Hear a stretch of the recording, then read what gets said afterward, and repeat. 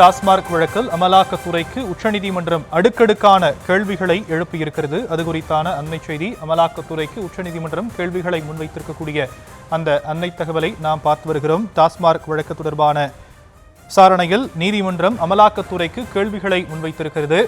இந்த வழக்கு உச்சநீதிமன்றத்தில் நடைபெற்று வரக்கூடிய நிலையில் டாஸ்மார்க் வழக்கில் அமலாக்கத்துறைக்கு உச்சநீதிமன்றம் பல கேள்விகளை முன்வைத்திருக்கிறது. அது குறித்தான அண்மை செய்தியை நாம் பார்த்து வருகிறோம்.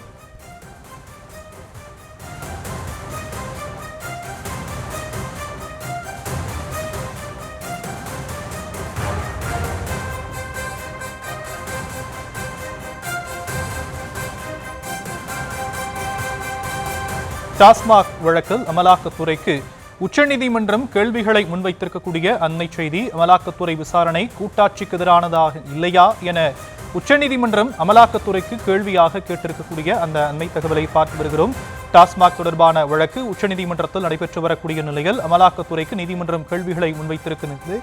விவரங்களையும் உடைய செய்தியாளர் மதியழகன் வழங்க நாம் கேட்கலாம். மதியழகன், உச்சநீதிமன்றம் அமலாக்கத்துறைக்கு என்னென்ன கேள்விகளை முன்வச்சிருக்கிறாங்க? வழக்கு தொடர்பான விரிவான விவரங்கள் என்ன?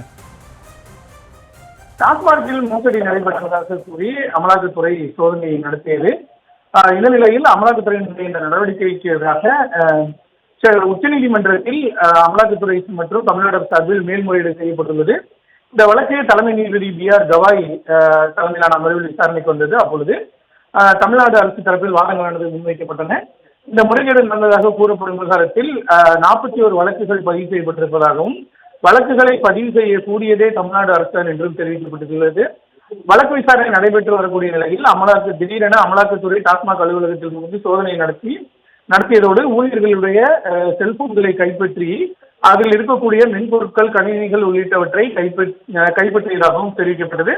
இவ்வாறு எப்படி அமலாக்கத்துறையால் நடந்து கொள்ள முடியும்?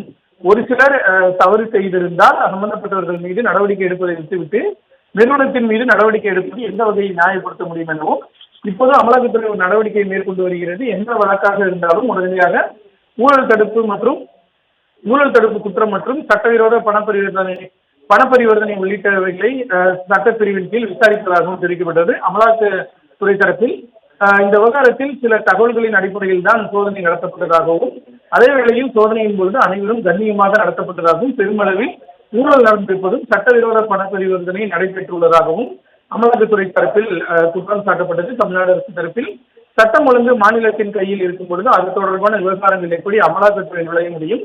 அவர்களுக்கு சில தகவல்கள் கிடைத்தாலும் எப்படி அவர்கள் ஒரு அரசு நிறுவனத்திற்குள் புகுந்து செயல்பாட்டை முடக்க முடியும் என்றும் கேள்வி எழுப்பப்பட்டது அமலாக்கத்துறை தரப்பில்.